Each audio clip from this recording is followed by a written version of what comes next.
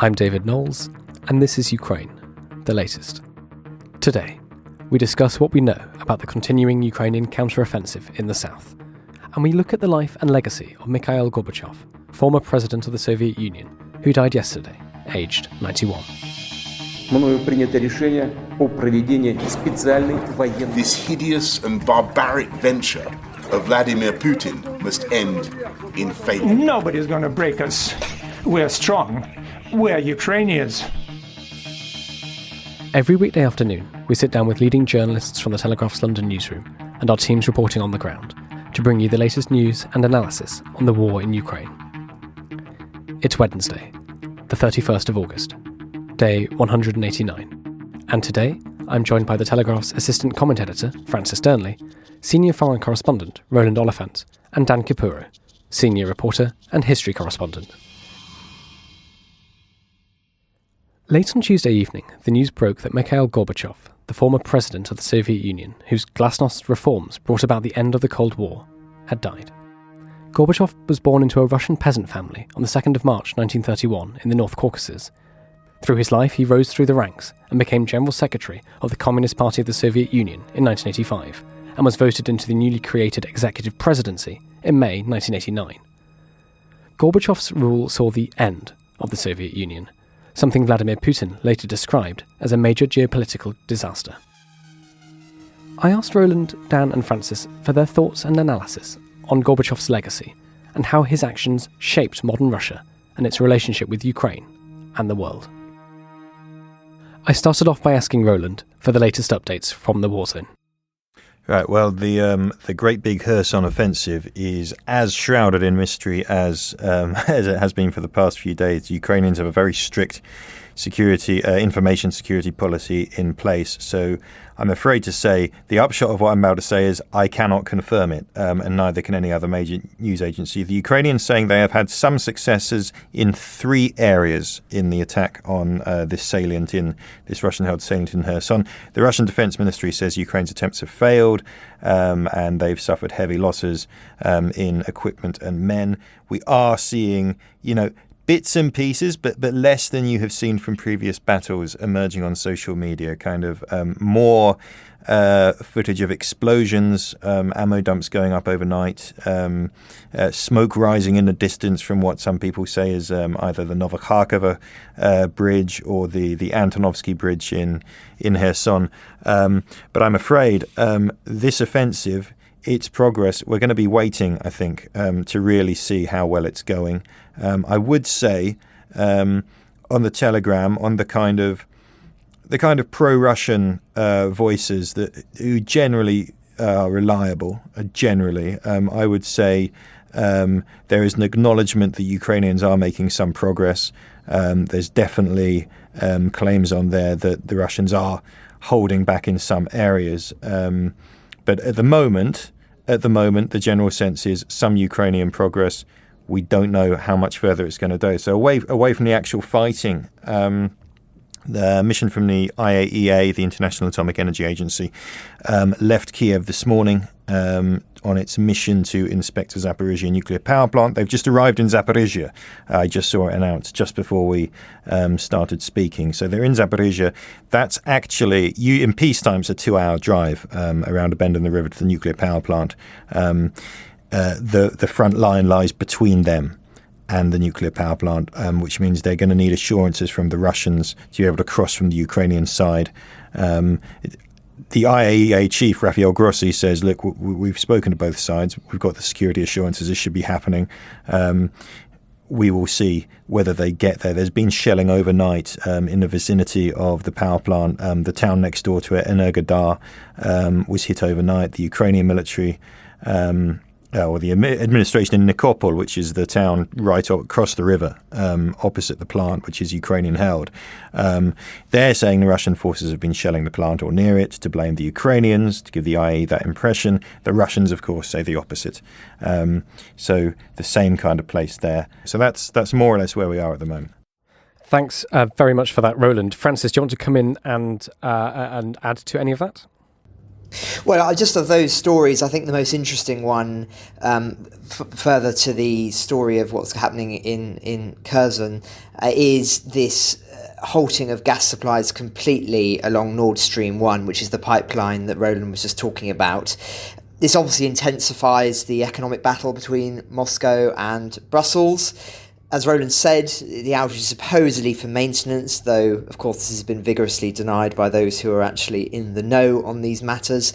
And it's just, I think, another example of as pressure is mounting on Russia in this war, they're deploying every weapon at their disposal, of which energy is now one of the most potent.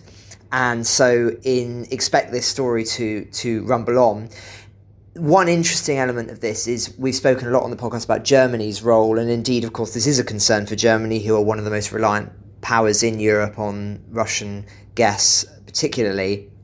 They've actually done a very good job of stockpiling energy in recent months, and indeed there is some talk that actually, as things stand, Germany may well be in a much stronger position on energy entering winter than was previously expected. So I think watch this space in the coming week, fortnight or so very closely, because as things are increasing on the military side in Ukraine, I think we can expect the energy front here to become particularly acute, with lots of developments taking place, particularly, of course, as the weather starts to get a bit cooler.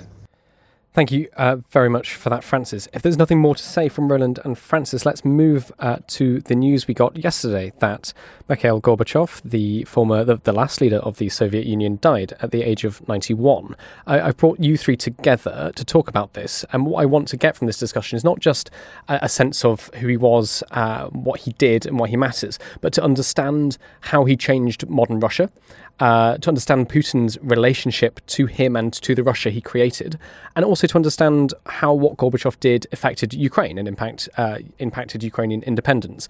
Because I think he's a figure at the heart of the history of modern Russia and modern Ukraine, and to understand his life and how he changed that is very important. So I don't know who would like to speak first, so please just go for it. Well, I'll happily start us off. I mean, there's been a lot of conversation in recent hours about this idea of Gorbachev as a hero or a villain. And really, I think the notion of a hero and villain in history more often belongs in comic books, frankly, rather than in history itself. He is a very complicated figure. On the one hand, his legacy is the collapse of the Soviet Union, something, of course, to be celebrated and was lauded and still is across the West, though, of course, he never intended that to happen. He worked with Ronald Reagan and Margaret Thatcher to slash nuclear arsenals around the world. He gave many Russians their first taste of freedom after decades behind the Iron Curtain. Yet, in course, in Russia, he's remembered there as the man who lost the Soviet Empire. And indeed, he's been very heavily criticised there today, and particularly in recent years as Putin's control has increased. I think something that can be said about Gorbachev is, if you look at interviews that he was saying in around sort of 2010s, early 2010s, I think he sensed what Putin was going to become. He said he'd initially supported him as his first term as president, but then that the relations between them had soured. He decried the new laws passed by Putin as an attack on the rights of citizens, and he said that unless Putin sort of changed his style, he would become afraid of his own people. And he also said that the inner circle was full of, quote, thieves and corrupt officials. So he didn't mince his words when it came to what the state that Putin was building. However, on the other hand, I think you have to acknowledge the fact that Gorbachev defended Putin's annexation of Ukraine's Crimean Peninsula. His statements led to Ukraine, of course, to ban him from entering the country at that time. As leader, he massacred protesters in Lithuania and the Baltic states. He was, let's not forget, still a committed communist. I apologise to regular listeners who've heard me make this point before, but as I say, I think there's often a misunderstanding about the implosion of the Soviet Union. Often it's talked about in terms of there being immense pressure put on the Soviet Union from the West that made it economically impossible for them to compete, and then eventually it just imploded.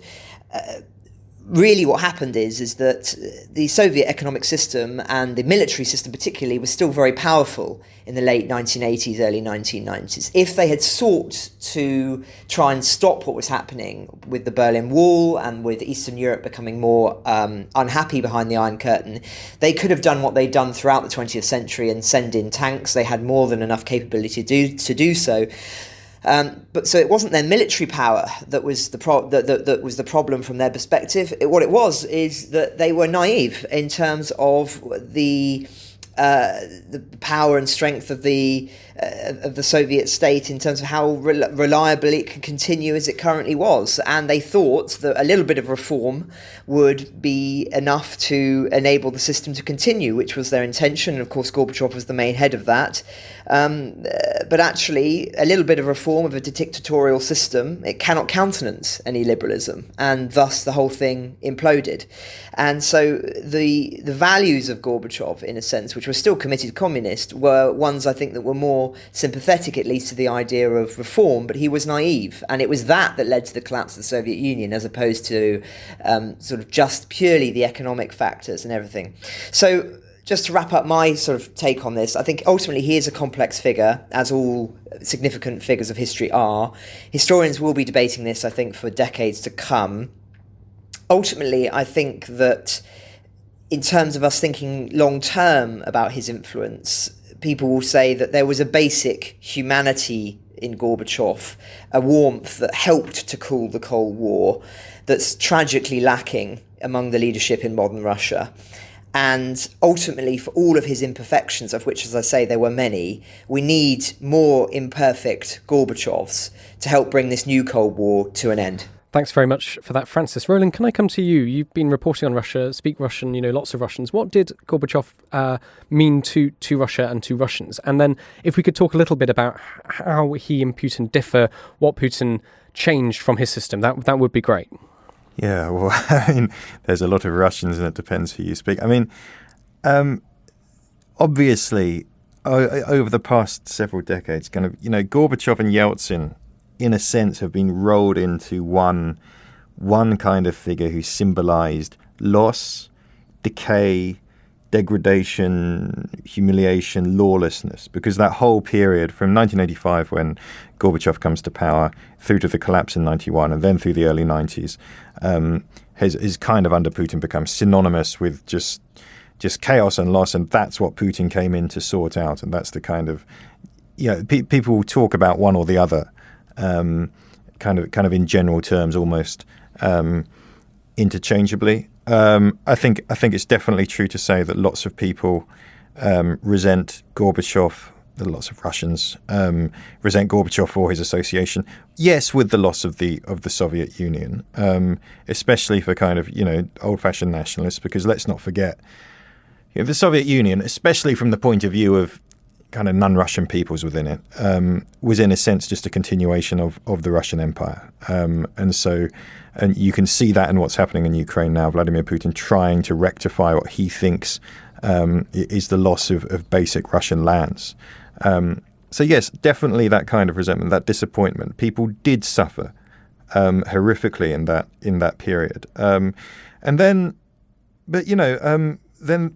there are others who have something different. So this is Alexei Navalny, who manages to get his lawyer to put out tweets for him from prison. He's obviously in solitary confinement right now, we're told. He said he learned about this on the prison radio in Russia this morning. Said, ironic that this was the man who released the Soviet Union's last political prisoners. This is interesting because I think this chimes with a lot of people I know in Moscow. My attitude towards Gorbachev evolved from a savage irritation because he was standing in the way of the radical Democrats I adored to sad respect. When it turned out that those radical Democrats were mostly thieves and hypocrites, Gorbachev remained one of the very few who did not use power and opportunities for personal gain and enrichment. He stepped down peacefully and voluntarily, respecting the will of his constituents, and this alone is a great feat by the standards of the former Soviet Union.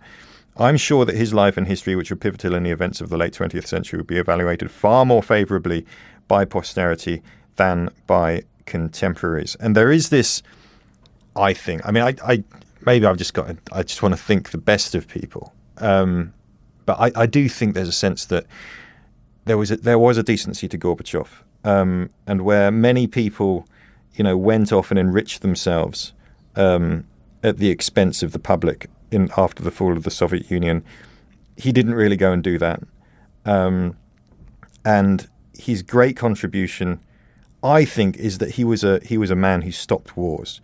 He brought the Cold War to a peaceful conclusion. He brought the war in Afghanistan to a conclusion. And the great irony, I think, and this kind of segues into the second part of your question about the comparison between him and Putin. We now have a leader in the Kremlin who has made war a style of rule, almost. So that's, I know, does that answer some of your question? I could go on more, actually. I've been thinking quite a lot about the similarities between Putin and Gorbachev. Yeah, I definitely answered most of it, I think. Yeah, I'd just be very interested to know, because Putin's been in power now for quite a while.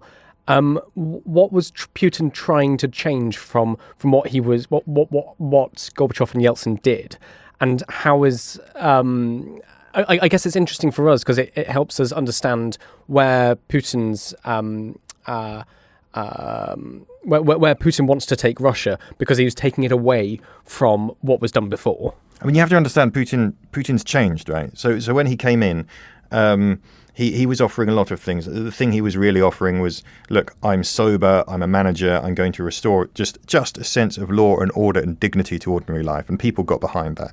And he was going to stop the chaos in Chechnya, which he did with absolute brutality. So that's his first war when he comes in. And that is putting a stop. The public narrative is putting a stop to the chaos that has reigned in the country since the fall of the Soviet Union a decade earlier. But remember, Putin back then, he did say, there's this memorable quote from early Putin saying, no one without, you'd have to be heartless not to miss the Soviet Union, but you'd have to be brainless to want it back in the form that it was. So there was a general acceptance that the way the Soviet Union was when it collapsed, it was not sustainable. And I think that's moved on now. And now you have a Putin who sees the collapse of the Soviet Union. It's not just about the collapse of the Soviet Union. Right? Vladimir Putin is not a communist. He was never really a committed communist. When he came to power, there's a big debate about burying Lenin.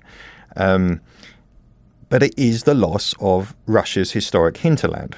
Right? I mean, it is about the loss of the Russian Empire, and it's about restoration. There is this very nice little anecdote about how Vladimir Putin, when the Berlin Wall came down, he was in the KGB base in Dresden in East Germany. He found himself facing down an angry German crowd of protesters outside. He rang the local Red Army base saying, look, I need some help. And the commander said, well, I can't move without orders from Moscow, and Moscow is silent. And this is an anecdote that's repeated again and again about kind of shaping Putin's worldview and his move to kind of respond to that trauma. But, there are points of convergence with Gorbachev and Putin. So Gorbachev himself always insisted that he was betrayed by the West over NATO expansion. His account was always that I agreed to German unification and the fall of the wall and all of this because Western governments promised me NATO would not expand eastwards. The deal was, in his account, East Germany would join NATO because it was unifying with West Germany, which was already in NATO, but nothing else would happen. And he was consistent on insisting that. Western officials dispute that account. But he was singing from the same sheet as Putin on that, and he also sang from the same sheet on Putin with the 2014 annexation of Crimea. He said, Crimea is Russian. Let anybody else say that. And that, there's two ways of looking at this. I think if you sit in the Kremlin and your job is to run Russia or the Soviet Union, you see things in a similar way, and you have similar preoccupations with security and foreign policy and so on. It's inevitable. The other way of looking at it, and I think you'll get this from Baltic politicians who are talking today and from some Ukrainians, is that, well, he was just another Russian leader. No matter who sits in the Kremlin, they always look at us the same way. We're always subject, and we're always, there to be used, to be dominated, to be occupied by the Russians. And I think there's an element of truth to that. Once you're in that red-walled fortress on the banks of the Moscow River, and that's your job, running this country, you're going to see things in a certain way. And you can see these these points of convergence. I think, but on the whole, I think very different people. I think Gorbachev, ultimately a peacemaker, ultimately someone who remembered the Second World War, lived through it as a teenager, never wanted to see that happen again. And you have Vladimir Putin, a man who has refused to leave office, has turned back all of those liberalizing democratic reforms. Power is once again concentrated in one man in the Kremlin who is probably not going to leave office until he dies. Thanks very much for that, Roland. Dan, can I come to you? You've been listening to all of this. What would you like to add, or to add any nuance or new things? Yeah, I think both Roland and Francis raise really important points. I think the key thing Roland said, and this I think is possibly missing slightly from what Francis said, is the idea of the Soviet Union as a continuation of the Russian Empire.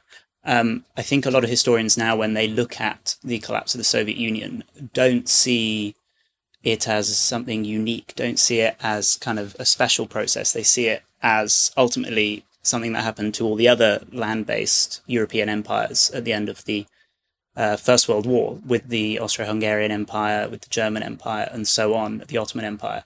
It was postponed in Russia by the arrival of the Bolsheviks, but ultimately, and this is something that throughout the Cold War people really didn't understand, Russia is not the Soviet Union. The Soviet Union is much bigger than that. Russians only ever made up about 51% of the Soviet Union population, and then about 20% were Ukrainians, and then you had various other ethnicities. So when Gorbachev came to power and he had these economic pressures on him, and he started to reform, one of the sort of the simpler reforms he made was to democratize the Soviet republics, to create some level of elections. And what you then created was an alternative power base. I think one of the things, particularly relevant today is the important role that Ukraine played in the collapse of the Soviet Union, which then we can talk about later, set some very important context for 2014 and 2022. But under Khrushchev, under Andropov and others, the Ukrainians had been kind of their own elite. They'd been incorporated into the Moscow elite. They'd been allowed to kind of be the senior, junior partners, if you like, in the running of the Soviet Union. And Gorbachev didn't do that. He alienated a lot of the Ukrainian communist elites.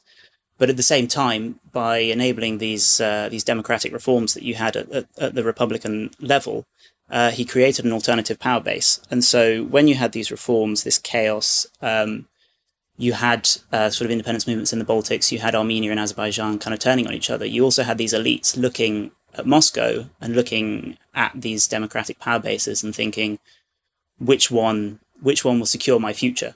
And after the failed coup in 1991, those final sort of 4 months of the Soviet Union, what really happened is that as republics, and very specifically Ukraine, the Ukrainian elite realized that the future lay in Ukraine, in the Ukrainian people, and not being part of the Soviet Union. And of course, once Ukraine was pulled out, they had this referendum in 1991, overwhelming majority in favor of independence. The whole thing starts to collapse. So once you take Ukraine away, the Russians don't really want to be part of the Soviet Union because they can be outvoted by the Central Asian states. I think this is something that's forgotten about Yeltsin, is that at least initially he did actually try to hold the Soviet Union together, sort of. There was this kind of, Gorbachev proposed a union treaty and there was going to be a looser confederation. And Yeltsin didn't necessarily see a problem with that. Maybe, as Roland was saying, when you're a Russian in the Kremlin, he actually, didn't have a problem with that idea. And then when he tried to be sort of quite brusque about it, the leaders of the various republics turned on him and he very quickly changed his mind.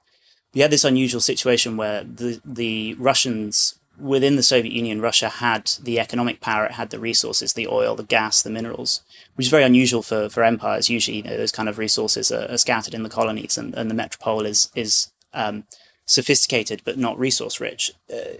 In the Soviet Union, it was the other way around. And so Russia was kind of looking at this Soviet Union that it would be in without Ukraine, looking around and seeing that it would be sort of outvoted and outnumbered by Soviet states, the majority of which, with the exception of Kazakhstan, received heavy subsidies from Moscow, and thought, well, no, thank you, I don't really want to be part of that.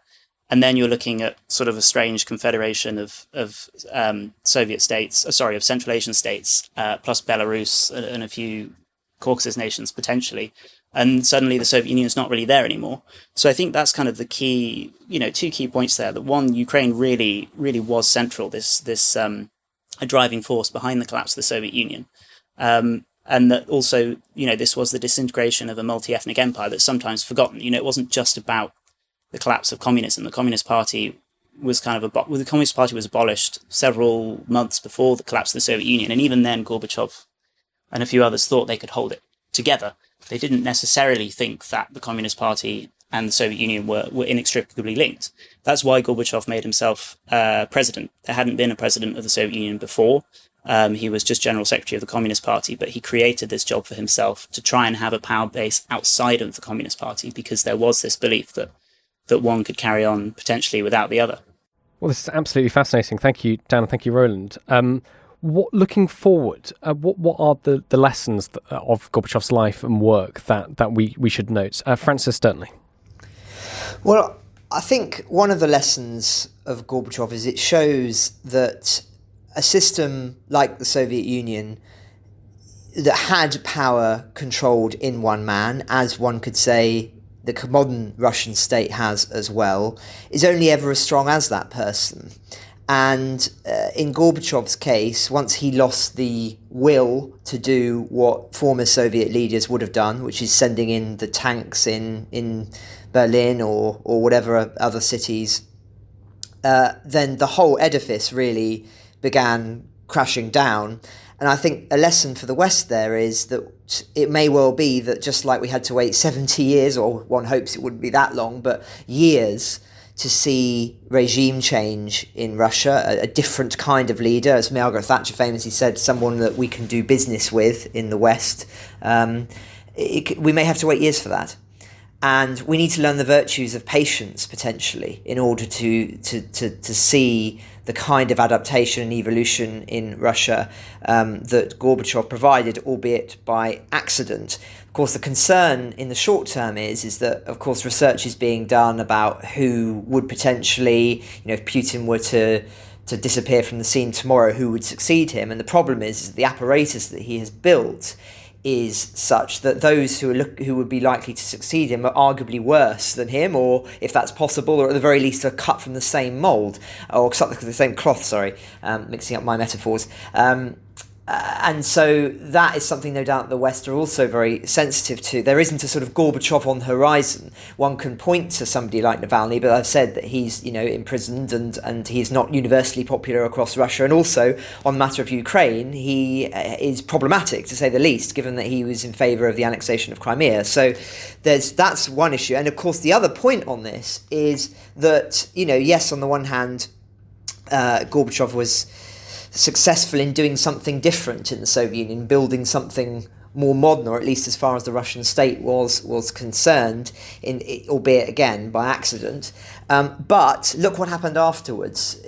Russia, in effect, was so institutionally exposed, rotten, corrupt, whatever you want to say, that it meant that these oligarchs and then criminal organisations were able to assume that power and economic vacuum left behind. And we can all see the consequences of that in terms of the regime that Putin has created and the kleptocracy that he has fostered in the country. So the other lesson is, again, another more worrying one, which unfortunately is a trend in Russian history, is that the stumbling blocks to progress are institutional as opposed to about individual leaders. And so I think the big question that the West has to be asking is, how do you make those institutional, cultural changes to that country? Are we talking about it in that way? I'm not so sure. I do worry that some of the approaches that have been made since the invasion of Ukraine, for example, completely cutting off Russia culturally, moving out any Western influences, Western businesses, may have the opposite effect than intended. That you're stopping the bleeding in of certain Western ideas by completely cutting off, turning off the tap. It may well be that this has a detrimental effect. So a lot of problems, I think, are raised by Gorbachev, and none of them are necessarily particularly positive. Roland, can I ask you quickly, what's the reaction been in Russia? What have you seen? How are Russians thinking of their former leader? I mean, I should caveat that I'm not in Russia now, and my grasp of it is limited to a few things on the internet and the Kremlin website. Vladimir Putin took his time getting his tribute off, but it's up there.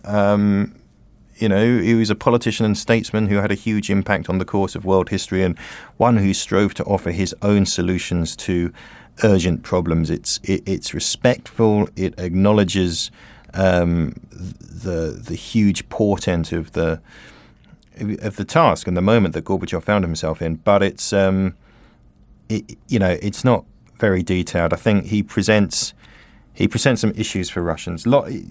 He's not an easily celebrated figure. I think even before the war, even before Russia's current turn to kind of official lunatic warmongering Cold War IIism, there was a lot of general public resentment about what happened, what perestroika means. Russians still talk about perestroika as, you don't use that term in Russia in relation to an economic policy. You talk about an era. People talk, remember during perestroika, or perestroika era this, perestroika era music, so on. And it's kind of a byword for this weird mixture of, yes, hope, change, but degradation, desperation, confusion, uncertainty,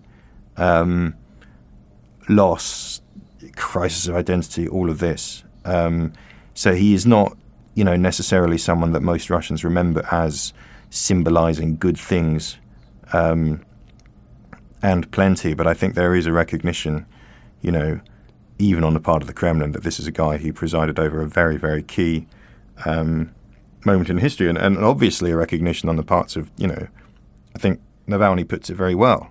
A man who acted very, very differently to the guy who is currently in power, and who did create. The upshot was there was this brief moment. There was a chance for a new kind of Russia. He did try to liberalize. The kind of the level of kind of freedom of speech and chaos and everything else that just blossomed in that country in that time was, really remarkable. There's the famous thing that a lot of kind of friends of my generation tell me about, that when they realized that, okay, we're not living in the same country anymore. There was a St. Petersburg radio show.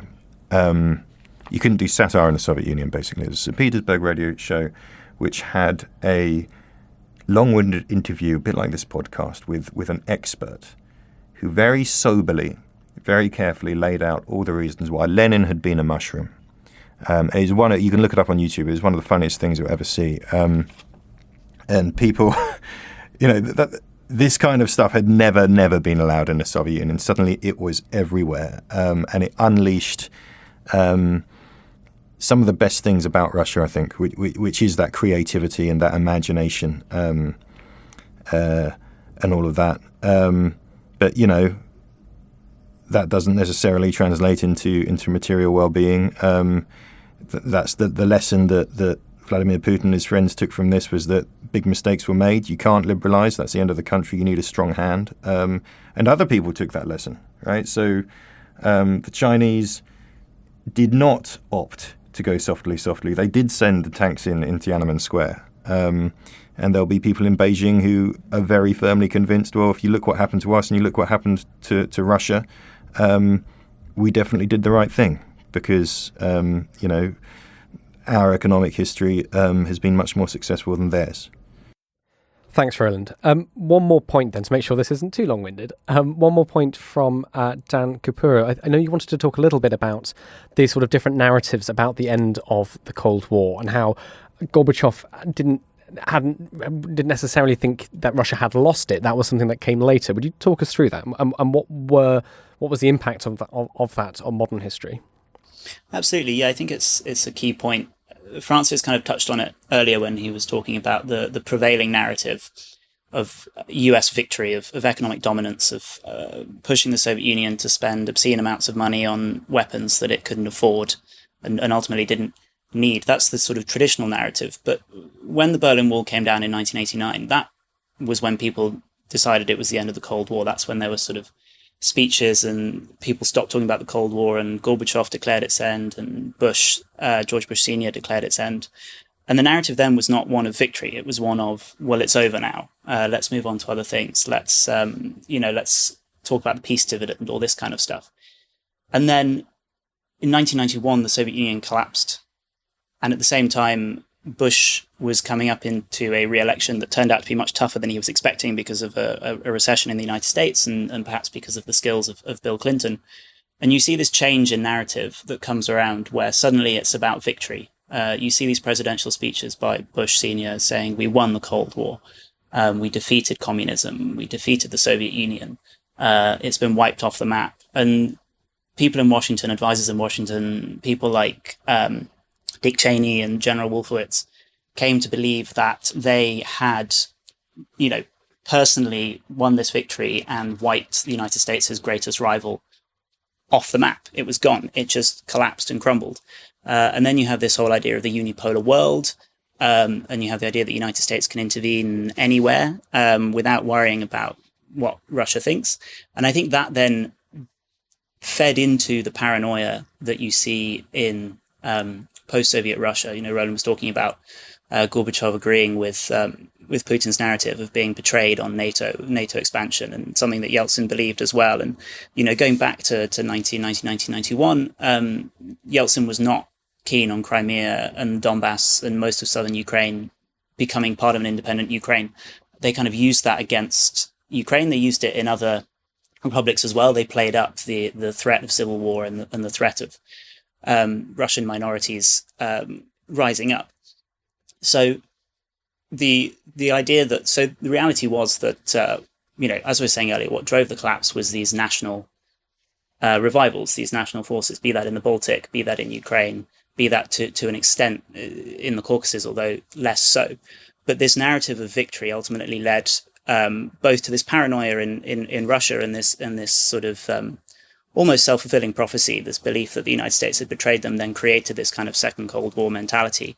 And then in the United States led to basically learning completely the wrong lessons from the end of the Cold War, which actually is that, self-determination, the power of the people, if you want to use that kind of slightly woolly term, is actually what brings down these dictatorships. And I think that kind of set us on the path that we're in today, whether that's kind of the United States going into Iraq and then diminishing its global stature, or the belief in Moscow that the United States is this conniving force, when the reality of what was actually happening in 1991 was that George Bush Sr. was working really hard to keep the Soviet Union together, with the exception of the Baltic states. He wanted the Soviet Union to stay together, and it was only really at the last minute, when it was pretty obviously going to collapse, that he decided to stop doing that. This difference between reality and what people think happened has set us on the course that we're on now. If I could just jump in there on one thing that Daniel was saying, I think it's absolutely fascinating hearing Daniel's perspective on this. I'm just very interested in this idea around the narrative that's obviously been very relevant in terms of the war in Ukraine, but certainly was true with the collapse of the Soviet Union as well, of what Daniel was talking about the sort of idea of being betrayed by NATO expansion. And I think it's actually, if we really dissect that phrase or that argument, it sort of falls apart really, because it reveals something of the dictatorial Soviet mindset, which is that they, just as the Soviet Union operated with all power centered in Moscow, and any country that sought to do things differently was to be challenged and to be suppressed if necessary. It seems the same when we talk about this idea of NATO expansionism and seeing it as if America and the White House is controlling, or the West more broadly, is controlling and seeking to expand in an imperialist fashion across Europe. That is not the reality of what is taking place when it comes to NATO expansion. These are, or for that matter, the European Union's expansion, which is that countries can choose to join and can seek to join, and then it can be accepted whether by the senior powers who are other members of those blocs, whether it's to accept other countries. It's democratic. It's a democratic process. It is not the same as somebody in, whether it be in Moscow or in Washington, trying to orchestrate manners in a sort of puppeteer style, which is, as I say, it seems to be the view that is so commonly articulated on this line of thinking. So I just wanted to sort of draw attention to that, really, that I think it is a revealing argument that has been put forward, and one that speaks more about the Soviet mentality than to the reality of the modern world, I think. Just very quickly on that, David. I think I don't disagree with Francis at all there, and I think you see it. To the point I was making about people power, you saw it again and again in Ukraine in 2004, and again in 2014. You saw it in 2003 in Georgia. The people of these former Soviet republics want to be part of the West. They want to westernize. They want to join the EU. They see NATO as safety against Moscow. I mean, a lot of Yeltsin's advisors in 1991 sort of thought it's fine. We'll let these republics go, and in 20 years' time they'll come back to us because we will be an economic power, we'll be a military power again, and they'll want to be associated with us. And of course, it's the exact opposite, and it's the decision of Ukraine to choose the West, to the decision of the Ukrainian people to choose the West, to choose the EU, that drove Putin to do what he did. But I don't think that distracts from the point, which is that this false narrative of how the Cold War ended is kind of taken over and really clouded a lot of judgment in Washington and in Moscow as to what really happened and the decisions that they then made in the succeeding decades. Well, I think we're starting to run out of time, unfortunately. Thank you very much, Roland, Francis and Daniel. Can I just get your final thoughts, maybe sum up a few of the points we've been talking about, and answer the question, what should our listeners be thinking about as we go into the rest of the week? Well, I think I can't summarise everything that we've talked about in relation to Gorbachev, apart from just saying that a very complex figure, one that will need to be debated and will inevitably be debated for decades to come. And his shadow, I think, will loom large over the coming months in relation to Ukraine. My final thought, actually, isn't so much of thinking ahead, but it does talk, I think, to a lot of the themes we've touched on today, which was a story that was largely ignored really over the weekend, but I thought was interesting, which is that the US is planning to appoint its first ambassador for the Arctic amid increased Russian military activity in the region. And I don't know if it just seems a small example of the manner in which we are seeing the whole world react to what's happened to Ukraine, and potentially are seeing a forging of a new Cold War of sorts. Now, the question is, of course, whether Russia will be at the centre of that new Cold War, or whether it will be something that will be much broader in terms of sort of democratic powers and autocratic ones in the form of China and Russia versus sort of the West as we understand it. And I just think that, as we've commented on throughout the past few months, the world is evolving in a very interesting way as a consequence of what's happened in Ukraine. And I think that ultimately the Cold War that we thought was completely over is heating up again, and in a fashion that could be far less comforting and predictable than the way in which we've spoken about the previous one until now. I guess I'll come in here then. I think Francis talking about China's rise. I think looking at Gorbachev and the role of the Ukrainians, I think the thing to sort of take away and think about is that you really don't know what's coming next. You don't know where your allies are going to come from. Right until the last minute, Bush and the White House thought that the Soviet Union would survive and that it was worth propping up. I think you look at China today with its economic difficulties, its zero COVID policy, its declining demography. It may stay immensely stable for decades to come. It may not, and I think you just kind of have to be nimble and observant. I think I'd agree with both those points. Sorry, I was just trying to desperately think of something intelligent to say. I think the thing that really gets me about Gorbachev passing away, I suppose it's about death in general, really. It's this sense that, the gears of history turn, the centuries roll on before you know it. Mortality creeps up on us all and so on. But I mean, we're deep in this confrontation now. We're in a horrible, horrible place. Russia is in a horrible, horrible place. The former Soviet Union, Ukraine's in a horrible place. But it's not forever. Right? There will be people after Putin, and there is more than one side to Russia. and it's not just, Zeds on tanks and war crimes in Bucha and madness. There is a whole other side, which will raise its head again at some point. And I do think it would be good for our, the great and the good and our leaders to think in the long term, and to think about how when that opportunity eventually comes around again, to make peace, to end this Cold War, how it can be done in a way that is going to last this time, and in a way that's going to secure those wonderful good elements of Russia that I personally love so much, against this darkness.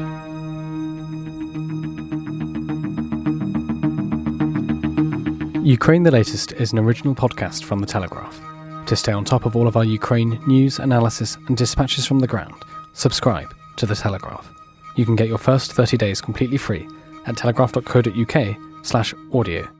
And sign up to Dispatches, our Ukraine newsletter, which brings stories from our award-winning foreign correspondents straight to your inbox. You can listen to this conversation live at 1 p.m. each weekday on Twitter Spaces. Follow The Telegraph on Twitter so you don't miss it. If you enjoyed this podcast, please consider following Ukraine the Latest on your preferred podcast app. And if you have a moment, leave a review, as it helps others find the show. You can also get in touch directly to ask questions or give comments by emailing podcasts@telegraph.co.uk.